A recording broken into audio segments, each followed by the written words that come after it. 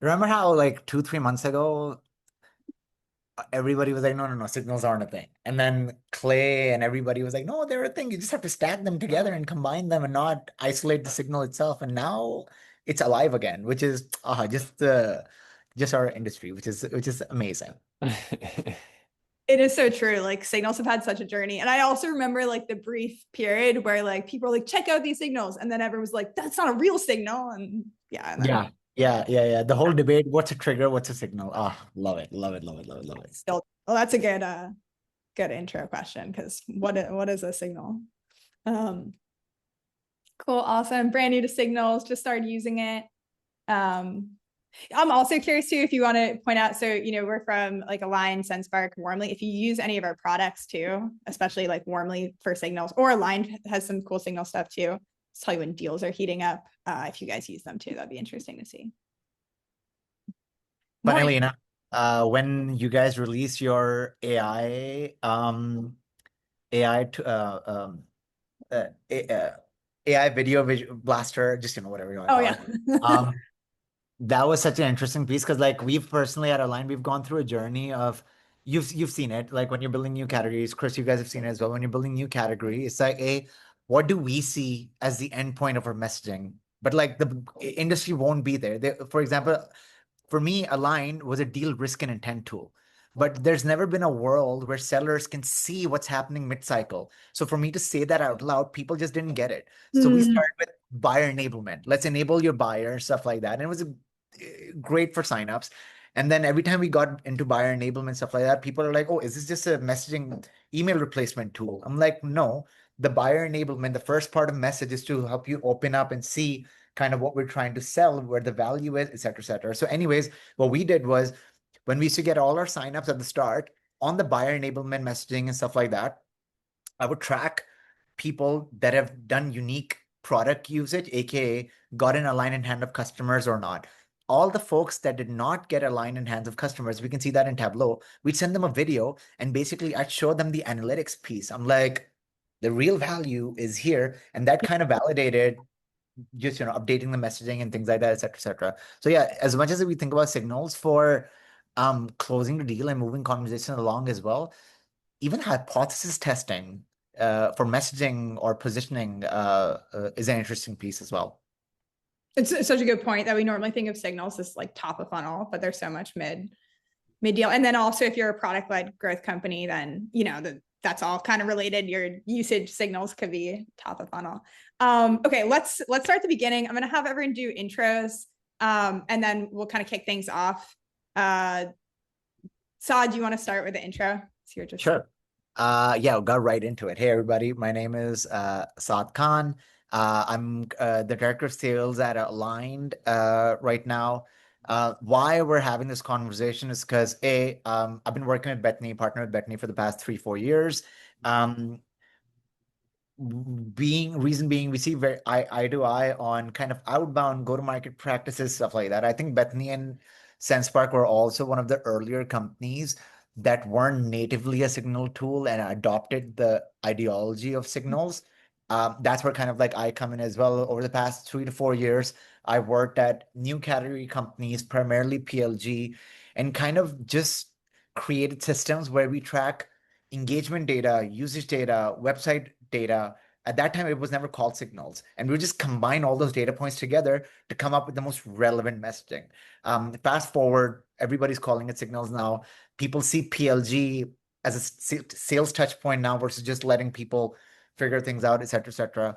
And as a result of that, successfully been able to get a line from seed to Series A in about a year and a half. And yeah, I've been also consulting a lot of other companies on signal best practices, stuff like that. So, and have some playbooks to share as well. So yeah, hopefully this should be tactical. And there's relevant information for you all to take away versus just hearing me yap, which I do a lot. So awesome. Chris, do you want to give an intro on yourself as well? Yeah, sure. So I am Chris. I think it says Moats on my name, but my name is Chris Miller. And I'm the head of demand gen over at Warmly. And so we've been, a signal-based platform, a person level intent platform for the past couple of years now. I've joined quite recently. And we've been, since my time here, really expanding our usage of the product, and the signals that we use and how those kind of like fuel our playbooks, and continuing to sort of expand the product and the number of signals, the amount of data that we're able to ingest on a per person basis. So some fun things that we can kind of share on how we use our own high intent signals and some of the plays that we run there. Amazing. And for those of you who don't know me, I'm Bethany from Sendspark, and my love of signals comes from, the Sendspark. We like to help people set up automated videos. So, I think you often think about Sendspark as bulk sending. You're creating one video using AI to personalize it, but a lot of times it's really nice when you can just kind of sell when you sleep. You have some signal set up or multiple signals, and then you can automatically generate the video and automatically send. And if you can figure out the right signals and then automate, your video outreach, you just see really good results. So I brought on, these amazing experts to share some of their plays and hopefully spark a lot of ideas. Before we dive into the true tactics, I'm just going to throw out the broad question of what is a signal for you guys.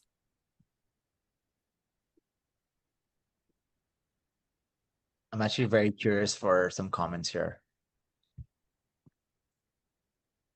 Yeah, if anyone from the audience wants to throw out what do you think a signal is or isn't, because I feel like that can also be a strong take when it's like, hey, someone liked my LinkedIn post. That's not a signal, but that could also be a signal.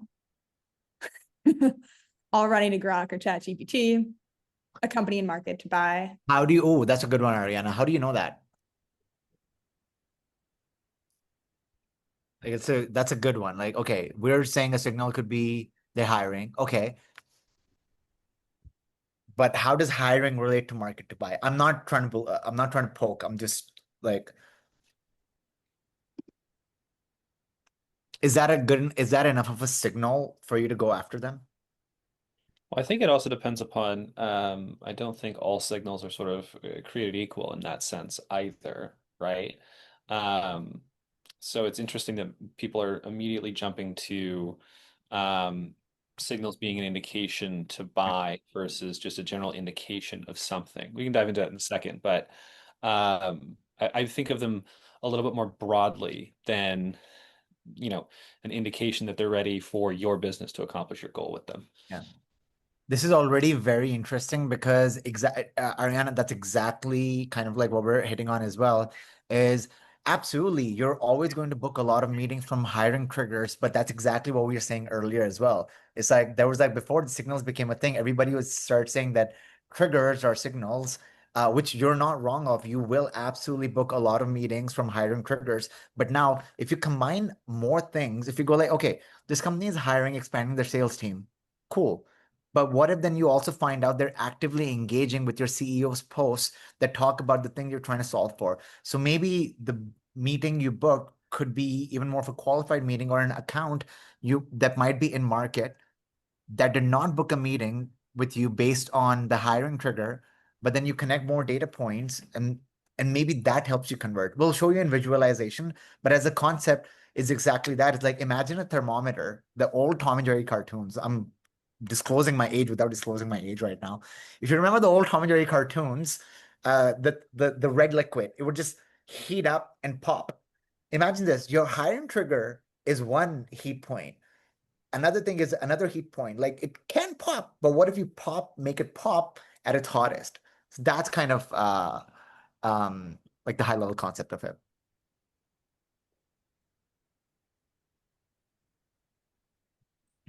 One thing I'll add too, because I love that like idea of it's like heating up, ready to pop. What I think it can also be cool when it comes to like like the actual like content of what you're sending. It's like the more you then know, because it's like, okay, they're at this stage versus like, exploding stage.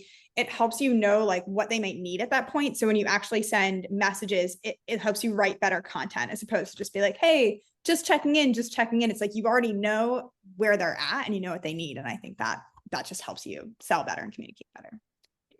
Yeah, I'd agree with that. I would also maybe add, or like, um, not to completely ruin your metaphor, Saad, but I think that signals both stack, but they're also a bit nonlinear, right? Like you can either go in different directions with signals, or they can stack into different, let's say, towers, right?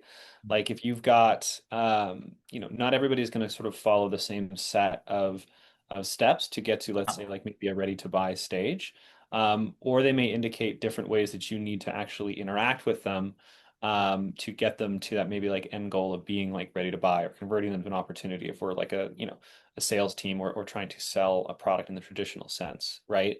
So I view signals as a little bit more universal and a little bit more, um, some of them I think stack, but some of them also sort of are operating independently. And so the different types of signals and the different types of behavior or signals that are emitted will also kind of like indicate maybe where they are in their journey, but also maybe which journey they're on, and how you can kind of engage with them, right? Somebody who is maybe engaging with your CEO's posts, maybe attending a webinar that your CEO hosts, could have the same sort of level of like buying intent as somebody who's maybe following your VP of sales, of responding to their posts, maybe met your VP of sales at an event. But those are very much different signals, and they would probably require a much different sort of like engagement based on those signals, right? Still sort of the same level of intent to buy, but sort of a very different journey with different signals to sort of get there. Yeah. I have a visual that I can share here. Chris, exactly to your point. Let me It's kind of like you gotta have to get your house in order first, right? Like not all signals are created equal. Exactly to your point, Chris. Some are worked well isolated. Some work well combined together. Things like that. Ariana, what you're mentioning as well. Your point was brilliant. That they're hiring, but they're also maybe they're selling a new product line or something like that, which makes sense, right? You're now have a new product line to sell, and to do that, you definitely probably want more sellers, or the ones you have already, you probably want to train them better to handle complex conversations. Exactly, when you start creating patterns and trends that way, it becomes really interesting. And those two examples can be taken isolated or connected together as well. Um, Chris, to your point earlier about kind of thinking about the journey, um, up until last year, this is what I used to think about in terms of signals. Your site visitors, your product usage, et cetera, et cetera. Chris, to your point about are they even there? What is their journey? And now I'm more and more, I used to be against outbound reporting to marketing. And the more I get into it, the more I'm just like, there's a big piece of buyer journey. B2B buyers are more B2C than ever before. We're doing a lot more research. The buying or the demo ask is probably one of the last things somebody does in their education journey. So Yes. even just thinking about the full, how did they even get there? Or if we can even catch them before they got there.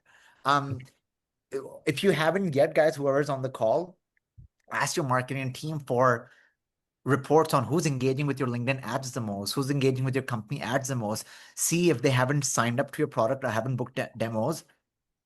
They probably will very soon. And if you're a BDR, go get them before they get you. I mean, just on the vein of that, right? It's we'll talk about maybe some more inbound stuff later, and that sort of concept, but like, um, oftentimes a signal-based company is going to win more than a company who is kind of keeping inbound and outbound pretty separate, right? A signal-based company is going to see when somebody's ready to buy before that person has sort of made the jump. And you mentioned that B2B buyers are more like B2C buyers than ever. We can all use ourselves as an example here, like.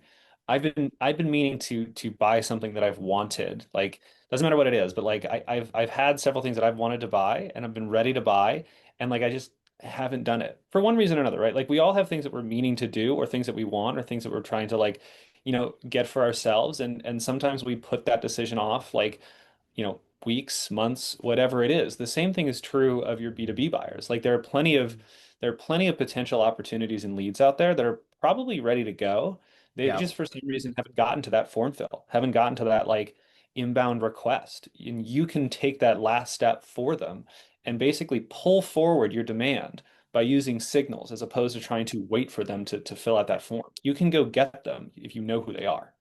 And that's how you get a company that's actually in market to buy versus a meeting that was booked and did not qualify. We've all done that. Everybody guesses a pipeline, but nobody talks about, okay, how much of that got qualified? More importantly, how much of that got closed within the quarter?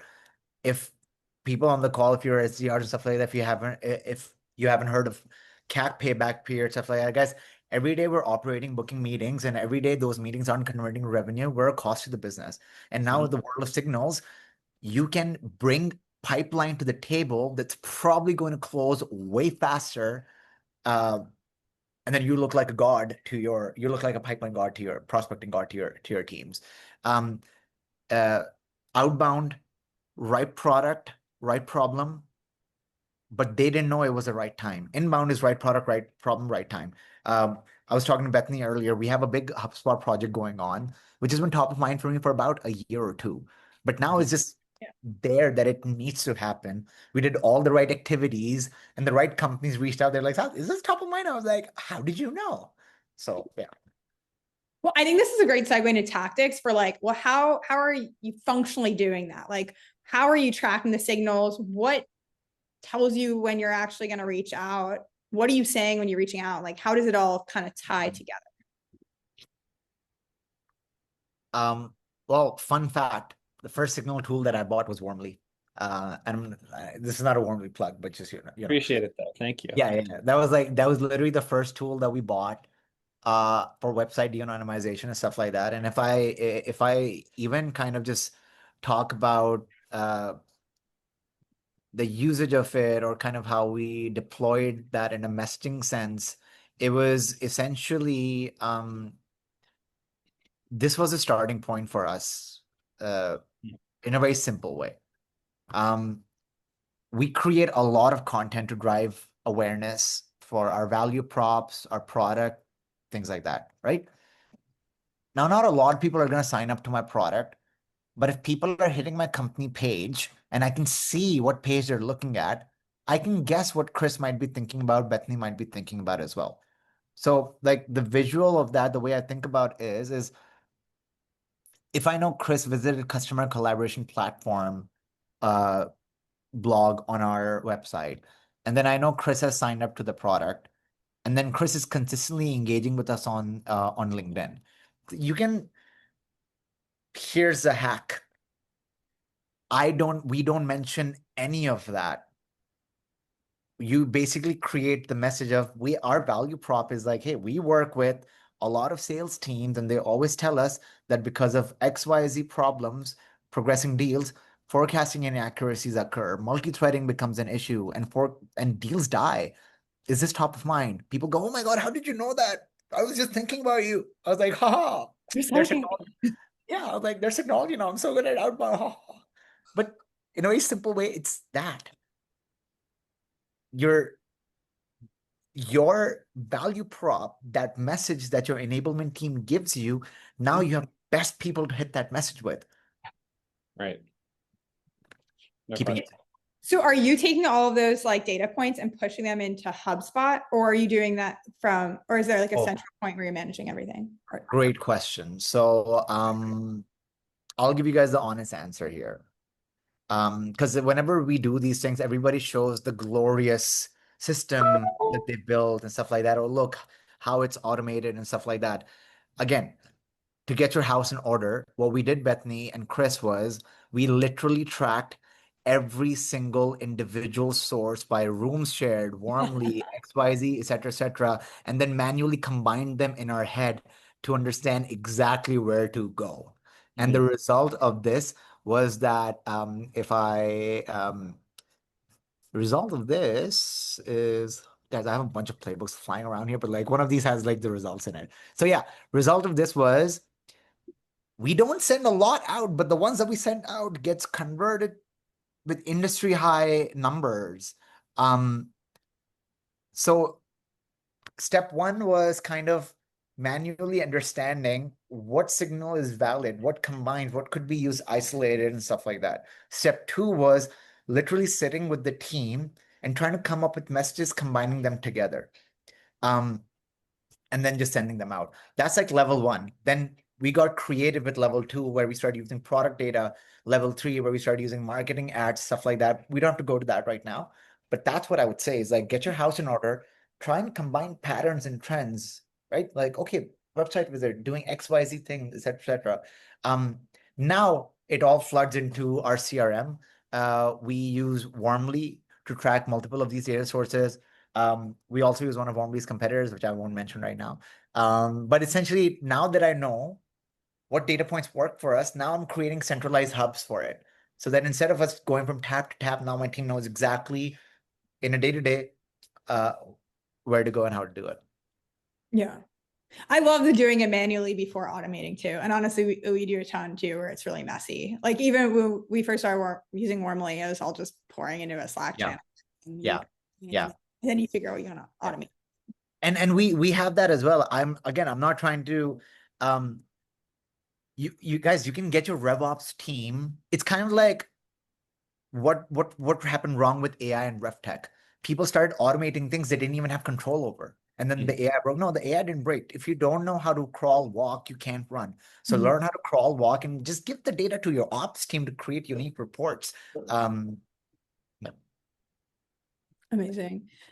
Chris, I'd love to get your take too. I mean, you're Warmly, you are Yeah, I I mean, would say generally the most tactical stuff that you want to do when you start with signals, starting with getting your house in order, and then I think, Saad, I think you would agree with this too, is just like you don't have to get incredibly fancy with it right off the bat. There's a lot of like really easy and simple wins that you can kind of do right away that are going to give you, probably 50 to 80% of the results that you have or want out of signal-based selling that are going to again take 20% of the effort, right? There's a very 80-20 rule, I think, to signals, especially sort of with Warmly. So some of the best examples are probably some that you can probably already think of right now. But for Warmly, and we cheat a little bit because we're a web intent platform and a de-anonymization platform, so we can tell people that when we de-anonymize them. But our biggest, most effective plays are really working backwards from where we feel there's the highest sort of level of intent, right? So when we look at website de-anonymization, we've got sequences set up to respond to people who have visited, our specific features and product pages. Depending upon which of those pages you visited, you get a different follow-up, right? If you've made it to our pricing page, depending upon which package you've kind of looked at, you'll get an engagement from our sales team, both on, through email and through LinkedIn, talking about these product packages, talking about which one might actually be best for them based on what we know about them and their company, right? If somebody has abandoned our demo form or visited our demo page, we've got another different sort of like custom message sort of ready to go there. All this sort of these really personalized, hyper-targeted follow-ups that combine these signals with what we're able to sort of de-anonymize with these companies on our site and these individual people that are visiting. And so the results are very similar, kind of what you showed, Saad, which is these really sort of targeted feeling emails that go right to the person who was on the page, talking right about the pain points that they were looking to solve, or at least giving them the information that we are highly confident they were looking for. And we get most of our sort of warm pipeline that's not a form fill comes from this de-anonymization of our web visitors and these follow-up sequences that are, already in our SDR's names, even though they're automated, they've got a person attached to it. It feels like a person-to-person connection, right? So overall, our signal-based strategy really relies on very big branded content, SME focused plays at the top. So, we have a really strong LinkedIn presence. We have a really strong, I think, content ground game that drives a lot of attention to the brand, drives a lot of visits to the website. And we're able to either, scoop that up with a traditional inbound form fill, but a lot of it is scooped up with these sequences that we trigger based on the de-anonymization that we do with the Warmly platform. So it's a really simple methodology. Really at its core, it's just identifying a website visitor, ingesting a few signals of their behavior, and responding accordingly. But it's highly, highly effective, and not something you're kind of able to do or weren't able to do even about 5 to 6 years ago, right? It's another piece of information. It's another way that you're able to kind of like identify who might be most interested in your products and services and the best people to sort of pursue, right? So just because something is a little more simple, like signals don't have to be complicated, they don't have to be incredibly intricate plays. Like work backwards from what feels like the most common sense way to get the most out of like a signal-based selling motion. Chances are that's going to be, your top performing plays. Once you kind of get rid of like get through all of your simple plays, then you can think about getting a little bit fancier or expanding into stacking signals, going with offsite signals, whether that's research intent, job changes, social media monitoring. But like start with the basics, and you are going to get a ton of results just from like taking a few afternoons to set up these like personalized sequences if you have this kind of like first party intent data that's being fed to you. So do you have things pretty much completely automated from this point? Like people come to the website, you're checking out the pages based on that, different email sequences will send and it's assigned to different. Yep. Absolutely. So our kind of like hierarchy is somebody comes to the website, depending upon where they've landed. We also have a chat bot as well that's sort of AI powered, and depending upon who lands where, they get an instant engagement there. And then all of our sequences are set up with filtering at the top and segmentation at the top for persona, company, right? That's the first bucket. Then they're sort of split out by these different intent levels and by these different first party signals that we're tracking. But for the most part, yes, most of our stuff is highly automated at this point, which is great for us because that means we don't have to worry about it anymore. And what we worry about is like creating as high a quality of content and marketing material as we possibly can. That's going to drive as much attention to our brand and to our website because we know that we're able to scoop all of that up highly efficiently. Okay. And then, so the main ways that you're segmenting visitors are based on like the pages they're visiting. So like the signals as well as the profiles and industries. Can you talk a little about like the content that you're sending to different categories or how it might change? Yeah, I mean, so at a high level, right? What we're usually doing is trying to test 2 to 3 different variants of messaging. For us, again, it's a little bit of a cheat code for us because we sell website de-anonymization. So most of our messaging focuses around the fact of like, I saw you on our website. Yes, warmly does work. Why don't we see how it can kind of work for you? Now, Yeah. again, like that's not as applicable for everybody because not everybody wants to see that on a website they visit. But for us, our most effective messaging comes from basically discussing the actual signals that we discovered about them and how we de-anonymize them.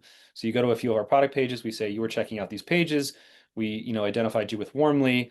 Our product works really, really well for this. Let's see how we can kind of work for you. So if that's kind of the general messaging that we're using for each of these. So again, for us, it's hyper relevant because that's the product we sell. But the specific example may not work as well for everybody else. But the core concept still remains the same, right? Identify the pages where you feel, or identify the behavior that you feel is like the highest intent, and just kind of start there and make the thing really simple. It doesn't have to be incredibly complex. Our emails are maybe 5 sentences long as a follow-up. And like we've tried longer, we've tried more complex, but for us, like a ruthlessly simple message, just like the one I talked about, has been our most effective play. Would you recommend that your customers say, I saw you on a website, or would you avoid it or I think just test it? my sort of blanket advice for that is almost always avoid that and bring it up in a way that's kind of more subtle. I think that if you've got a certain problem that you solve and you can identify like from the pages visited that some visitor has a very specific problem that they're looking to solve based on the product pages they viewed, right? You can push out to them messaging around sort of solving that problem in a way that like somebody would like. Um, you want to make it feel more like you're reading somebody's mind as opposed to saying like you actually cheated and could see where they were on the site. I Mhm. would I would make it much more around like very hyper specific to their journey, almost such in a way that like the only way you could have known that is knowing they were on the site, but not mentioning that portion of it. For our customers, that's been sort of the most effective way to take this first party intent signal and use it in their own outbound communications. More like Saad was saying, you just want to be omnipotent and you just Yes. have a good Yeah. time. You want to make it look like you're a mind reader. I I Really, leave these I leave these with a new character trope every single time, and that's half the reason why I do this. So I love it. I love it. Omnipotent outbound. Let's do, yes. I mean, That's a that'd be a good great one. hashtag. It's funny you say that too, because I do think that this is something that has changed a little bit about like signal-based selling last year. Like a year ago, I like we would do LinkedIn scraping and I would say something like, "Hey, I saw you like this post that's related. Like, here's a video to show you something." And it worked so well. Like, I mean, it was like a 10%, you know, Yeah. positive reply rate on outbound, but like that just doesn't work. You can't be like, "I saw you like this post" anymore. Yeah, I think these days, like, outside of our own specific example, and maybe this will stop working for us eventually, but I think that like the important piece of signal-based selling is that like once you don't want to give the game away anymore because then I think that puts people on the defensive. Like that's a perfect example of a play that was like very novel 10 months ago, and now people see it all the time. And so saying, "Hey, I saw you liked this," I feel like immediately puts people Yeah. on the defensive. Like saying, "I saw you emit a signal and now I'm reacting to that signal," immediately kind of like sours that sort of relationship now. And I think just skipping that preamble and going right into whatever you were going to tell them, like at the very least, it lets you both kind of like do this dance where like maybe they can like it's defensible that maybe it wasn't this signal or maybe it was some other reason or maybe it was just like good fortune that you reached out to them at that time. But it lets you both kind of like pretend that all of this is like a little bit more, I don't know, above board, sort of the wrong term for it, but like it sort of has this like plausible deniability around like, no, I wasn't tracking signals. I just like this was just a great outbound and like it just hit you at the perfect time. And I Mhm. think that's actually like a better version of it. Yeah, I have some examples that I can show. go for it. Okay. Uh, there's like a few steps here. So first is like a very basic, when we get somebody that would sign up for the product or something like that, it's kind of like you want to get to the most relevant people the fastest. A few examples there are, Oh, I like um, the video. Oh, I like the watch video on Sunspark too. Sorry. yeah, hey, little plug. We're always plugging. Um, I want to show you a first example of. I think I may have deleted, but it was essentially I reached out to a rep that I signed up to a line, and right away he was like, "Hey, by the way, thanks for reaching out. We're trying to get rid of high spot." I was like, "Wait, hold on, calm down." I'm like, "Sure, I send you the contract or not?" So now he sent me that. That doesn't mean that they're gonna buy from us. But now I can connect the dots with, okay, their company already uses HighSpot, which is a competitor of ours. I know why we win against HighSpot because it's not a deal room platform, et cetera, et cetera. Another example, what's it called? One of our target account Niles, one of their AEs signed up to to Aligned. I reached out to the AE and he was like, "Yeah, no, we need mutual action plans. Our deals are falling short, et cetera, et cetera." So I then actually personalized the message to the sales manager, and her response was like, I've never opened any cold emails. I was like, that's a great response. Um, so that's just combining data points, things like that, et cetera, et cetera. Let's go one step further, right? Let's say the AE is not responding. We have not connected. Now I want to go completely cold to their leader. So what we've done is there's a few things we've done is I've created my own custom GPT where we've added like all these playbooks and sequences and messages to come up with the most relevant message. Here's an example of um, no mention of I met your AE, but hey prospect, I'd be remiss if I didn't do my job and share my POV here. I noticed, Ariana, you said it. I noticed you're hiring AEs and looking to expand as you recently got X amount of funding, and this typically triggers cross-sell motions. So this is me literally just combining the data points together.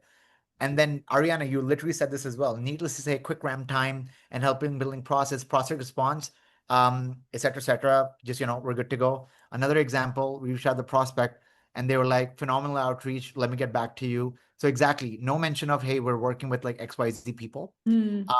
But just that omnipotent, hey, how did you know? I was just thinking about you guys. Um, so there's so many ways you can plug and play and move it around, but start thinking of it as data points that can combine together uh, if you want to do so. And that's the best messaging for me personally. Like the whole point of personalization is to get to relevance, right? And I think Yeah. signals have personally for my team and I have allowed us to get to the most relevant results. A story there is we had our best revenue quarter like in the company history. the way we got to that number was, this was the process. We put together a list of, Bethany, you asked kind of like, how are we operationalizing it?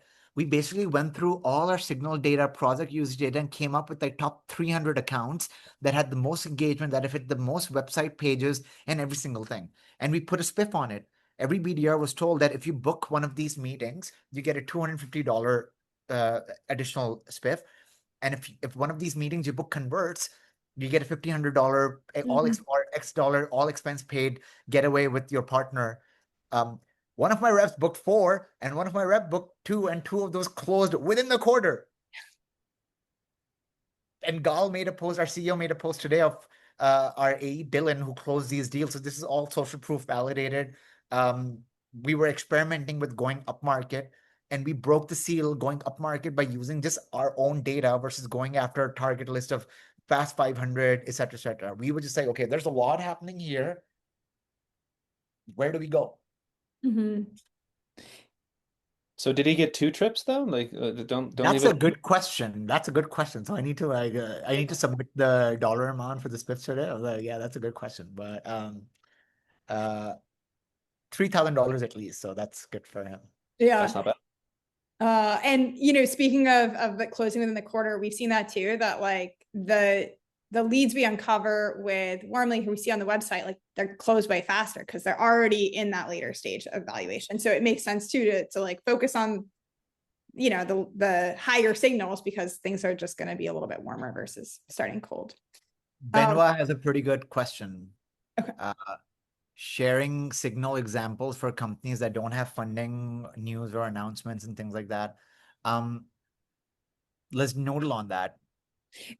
One thing I'll say is like LinkedIn is a gold mine for Yeah. signals. And so, it's you probably don't want to say, saw you like this post, I'm reaching out, the way you maybe could have a year ago, but just to look at that and maybe see who is engaging with either posts or attending events. You can see that on LinkedIn, or like following certain pages. Like if you can look at activity, you can maybe scrape a whole list of people and then like filter from there who's in your ICP and reach out. So Yep.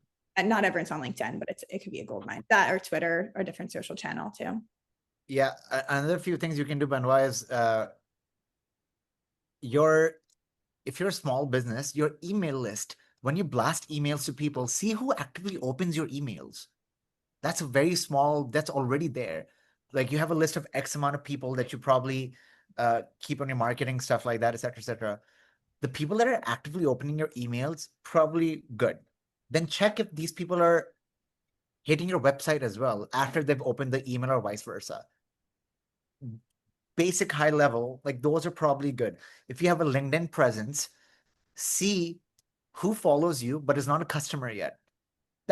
They're a little aware, right? If somebody's a bit unaware versus somebody a little bit aware, I can probably go have a conversation with them. Optimize for conversations that would lead to conversions.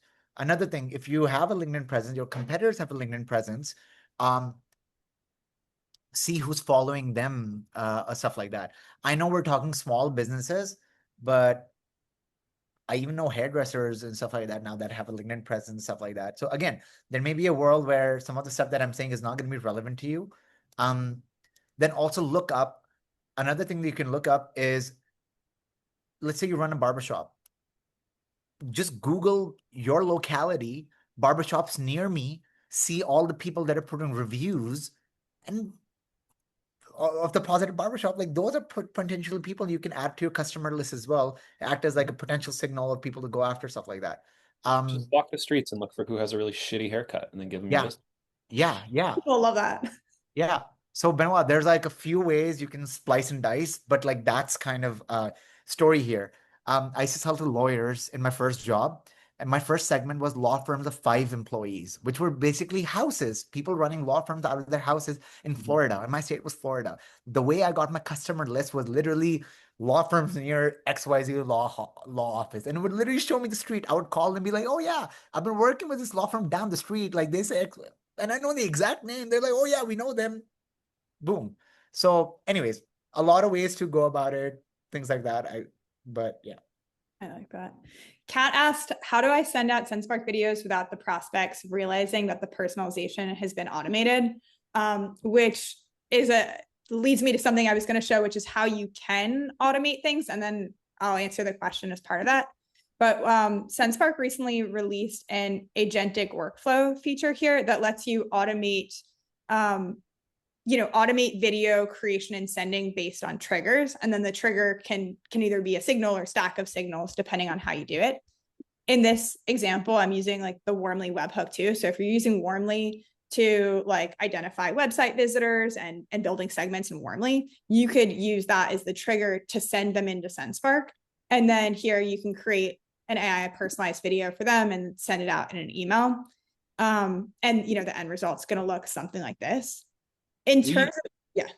Oh, I was just gonna say we use this play on Warmly's side. So we've got a playbook page about how to use Warmly, and anybody who visits those pages or those playbooks, we use Sendspark to send them custom videos that are generated based on their activity on the playbook side, and it's a really effective play for us as well. So this is something we actually use a combination of our own signals and Sendspark to do. Very, very, very slick campaign, very successful. I mean, yeah, it's super smooth. But in terms of like, how can you do this without seeming like it's automated? I think the most important thing is the messaging. So, kind of like we're talking about making it seem like you're up to date. You're not saying like, saw you on the website. You're just, kind of justifying the reason for reaching out another way, like, working with other teams similar or roles similar to you, or just like, this is a hot topic, so wanted to explain it. And then maybe adding like a slight time delay. So, don't just send it out immediately when they hit the website and then they have an email like a second later. You can add like, either like an hour or a day or something to make it seem a little bit more organic. But it's, you can automate it, and then how you make it seem more organic is going to be more about how you're actually setting it up. But what you could also do is like try to actually just do a couple that are really personalized, and then you're like, oh, this is how it really looks, and then try to replicate that for your automation.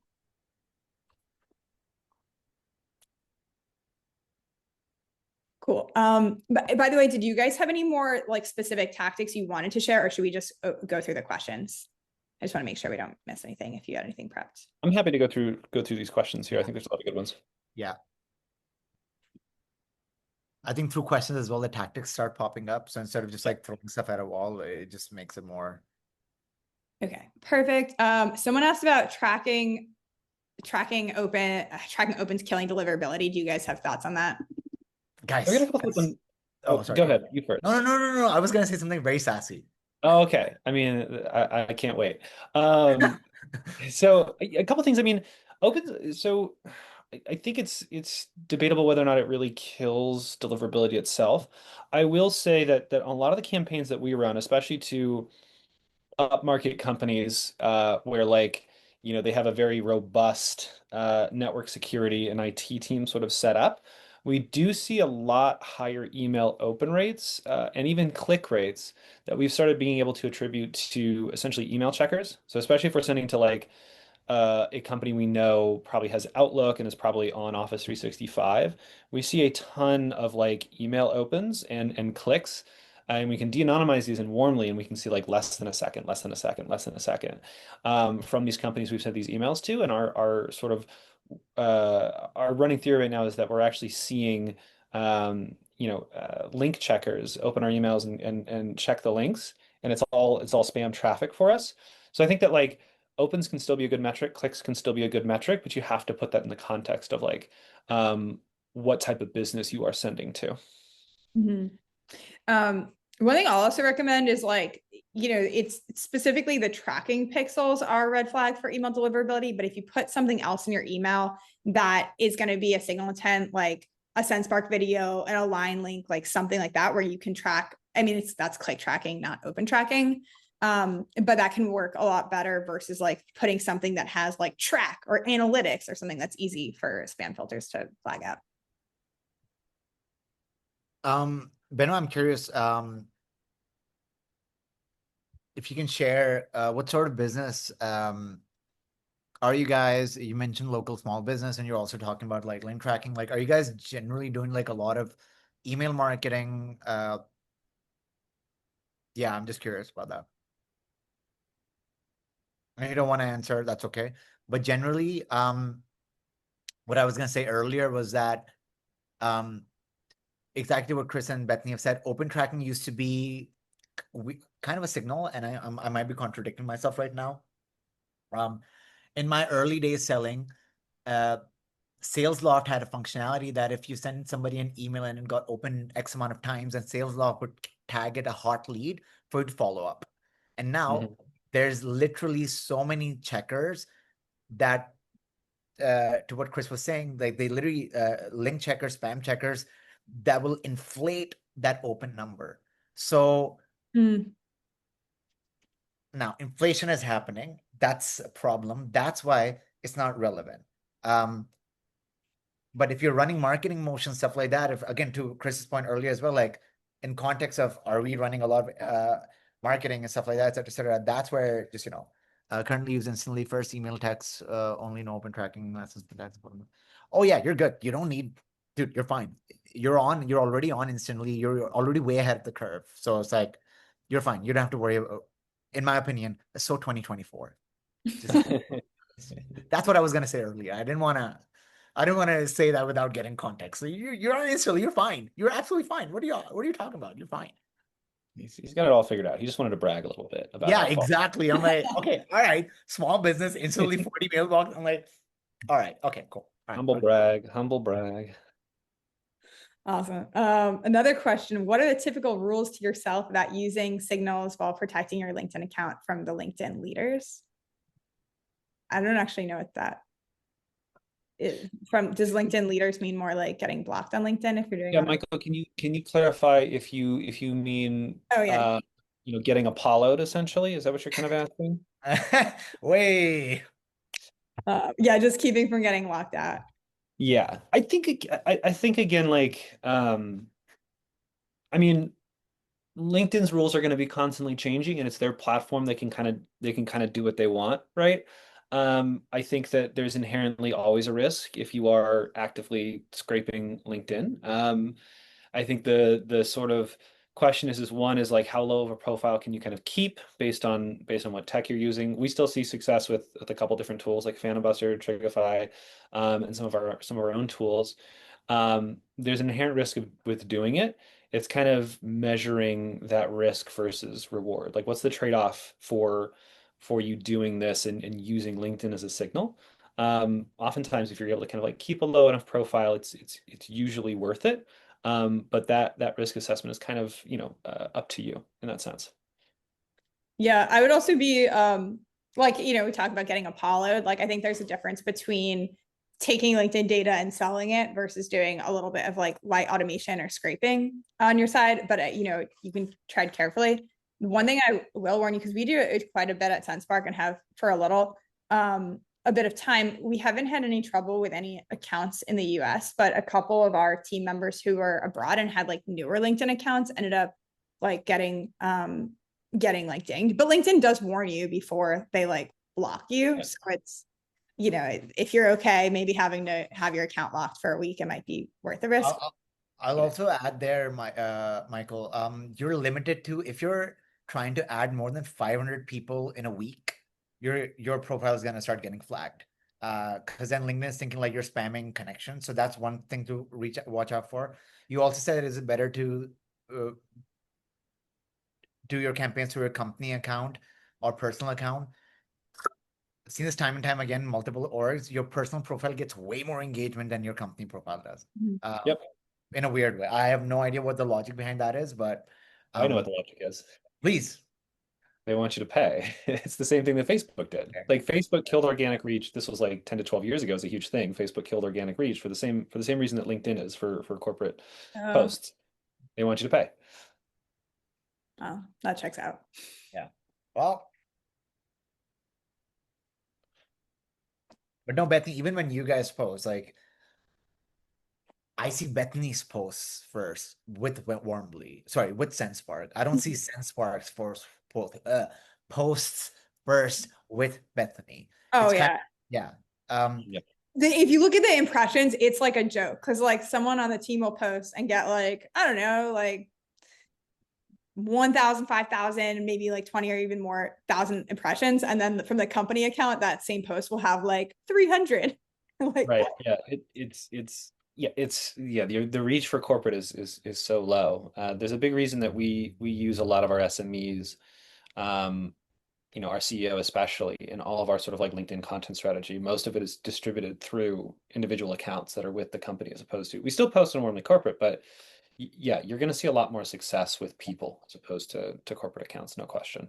And we ran this experiment at Dooley as well. And long story short, after 2 months of campaigns and stuff like that, our hypothesis was not hypo, and it was hypothesis was validated. People wanted to engage with the subject matter expert, not the entity. The yeah, expert becomes Bethany, the entity becomes Sendspark. that's so true. It's like you want the people, they both help each other, right? Because Yeah, the yeah, brand gives yeah. the person credibility, and the people give the brand credibility in a way. But you'd rather talk to a Yeah. person on a black box in an org. Also think about this, right? Somebody sees a cool post from Bethany, you're like, oh, I don't follow Sendspark. Bethany, you're saying some really interesting thing. Let's go follow Sendspark. Like, oh, wait, this is kind of cool. Then you end up at the website and now you've captured a signal. Yeah, beautiful signal tracking. Yes. Um, Chris, the next question's for you. Warmly, do you have a plan for solopreneurs like me, like 100 leads a month? So we do have a freemium version, which might be a decent match for you. For right now, we don't necessarily have like a solopreneur version. At this point, I think the best option would be just the freemium version of our platform. Cool. Are you guys using Get Prospect to scrape posts? I'll also just jump in for this one. We're using it for the most part. We use Expandy. We have an integration with them too. So like our team has been using them for a little bit. We've actually never gotten any banned or blocking on Expandy. The issues team members had were on a different platform. So I'd recommend them as like really solid and seems like really safe as well. I'll put it in here. Expandy. Are you guys using different platforms? Or you mentioned Phantom Buster, right? We use some of that. We use our own tool within Warmly to do some monitoring as well. Mhm. So a combination of those two tools is what we're usually using. I didn't realize you guys had a LinkedIn tool. Is it to like monitor posts or? Yeah, so you can go in and use that as a signal both to orchestrate on and also just to track. So you can set up people you want to track, keywords you want to track, and also mentions that you want to track, and it'll create this ever-growing list of posts, and you can kind of look at who's been engaging, who's reshared, right, and you can use that data as a signal within Warmly. Oh, that's great. And especially combined with the website tracking. That's actually very cool. I'll check that out. Yes, it's a cool little thing. I recommend checking it out. Awesome. Any other questions? We're running up on time now, but if there's another question or two, we can take it. On the expanding topic, doesn't LinkedIn kill your reach when they know you're using automation? I noticed that versus natural engagement. I never use it on like my own posts. It's just really for connecting with people. So I haven't noticed a ding in like post engagement, but I don't even know. Like I've never used it to like fake likes or like fake engagement, but I imagine if you try to do that, that LinkedIn would catch on to that pretty quickly. Actually, I'm curious, are you guys doing that? I feel like my posts always have a ton of like AI comments on it, and I think that they don't look the best. So I've never done anything similar, but I would be curious if anyone's using that successfully. Yeah, I think it depends. We use some automation, but it always has like a human stop first before it goes on to the actual platform itself. So we've been experimenting with different ways that we can kind of like jumpstart our ideation on either like what post to comment on, what comments to make, or even sort of like how our post is going to be structured and some of the content of it. It's more used for us right now to basically accelerate. Posting our own stuff and making our own comments versus becoming a fully automated, um, you know, LinkedIn output machine. Right now, I think you still kind of need a human in the loop at times. And also like we're just trying to move faster with these tools as opposed to let them do everything for us yet. I think that's just been a system that's been working for us right now. I've seen some of the cool stuff you guys are doing in the back end with like what Max shared last Yeah. week. Yeah, it's cool. Yeah. I think the tools are getting better and better. No question about it. And so some of the automations and some of the agents that we sort of built for content generation are I think really effective for us. And at this point, like it's to the point now where we're putting kind of like because the inputs in the training are so human, the output is superhuman. And then you've got the last bit of like human polish that puts onto it. So that sort of combination of factors, I think, makes for a really high quality content that does not feel like something that's been, generated by an LLM, right? It doesn't have that feel to it. It This feels might real. be pseudo tech psychology or science, but I feel like what hurts your reach more from using automations is maybe not the automation itself. Like, I don't know if LinkedIn is like, oh, somebody connected something, killed their reach, but I think it's how the output comes across. Everybody Mhm. hated those AI comments because it was all regurgitated Yeah. summary of the post, and then, hey, well, have you tried? It's like, ugh, It's so oh, easy to, wait. yeah.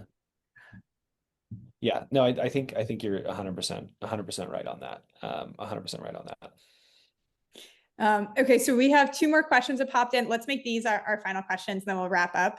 Are you guys using AI agents in any part of the process? That's a good question. Yeah. Yeah. This may not be signal related, but yes. Uh, I'm using an AI agent to write LinkedIn posts. But again, the human element there. It's like I fed a lot of my own posts to it to just make things a bit faster. We have a built-in AI agent for my team to do more outreach. It basically gives you angles and signals to put an email together. So typically, if it would take us 5 to 10 minutes to write a good personalized message, we can now spin up 15 to 20 in about like half an hour or so. Again, just like output leads to conversions. We're also we're playing around with Sybil and attention right now. Attention mainly to just process all CRM data, deal data to kind of come up with more predictive analysis and things like that.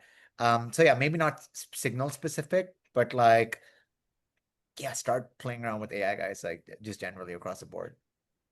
Yeah, just think about things that are like a pain to do over and over again and just try to solve it agentically. Like a lot of the AI agents we're using in our process were I was just mentioning them, right? So like so we've got a couple agents to help post more content on our website, right? So all of our playbooks that we post on our website, again, we're kind of off the track from the signals, but um we have videos that are recorded by our head of product about how to use the product that goes into an agent and it automatically creates a whole sort of like custom write up for it and posts it on our site, right? We're just like, instead of me having to look at the transcript, write out the different parts of the write up and post it, that's all done in a matter of seconds after the video is created and pushed to Wistia, right? A lot of our like identification of posts that we want to comment on is all now done agentically. The comment is generated agentically, just as like we were talking about earlier with the human kind of like putting the final polish on and making that comment, right? So the agents we're using in our process are all designed around eliminating very time consuming repetitive tasks and helping us get like 90% of the way there first so we can just polish things as opposed to having to kind of like generate everything from scratch, and that frees up a ton of time for us to focus, I think, on more sort of like lever moving things that we want to do, more strategic things, new tactics, stuff where humans should be involved in. Everything that can be automated, we're trying to on our side. Yeah, our take is so similar. It's like a lot of the similar stuff about like what we can automate, and I'd also include like we're doing a lot of data cleanup, like even like fixing the way that names are like formatted so you don't have like caps or a random like first name last name all in the first name thing as well, and then like research especially before calls, and also categorizing like ICP roles using AI instead of just straight title. So yeah, so much like Yeah. kind of cool stuff. We are right at time. Can you recommend an AI chatbot that would work well? I'm going to give the plug for Warmly because they're here. Um, We do have an AI chatbot functionality. It does come with our more like it does come with kind of our business tier package, but you can always kind of check it out on our site as well. It really just depends upon how valuable each of the conversations you want to have on your website are. Obviously, that would take a little bit more discovery about you, your business, what you're trying to accomplish, but you can always check it out on our site as well, or follow up with me. Cool. Amazing. Well, thank you all so much for joining and staying to the end. I put all of our LinkedIn's in the chat. So if you have any questions or want to stay in touch, please connect with us. Yeah, thanks for joining. And thanks, Chris and Saad, being here, Of course, sharing pleasure. this. Thanks so much. Thanks all. Bye. Thanks.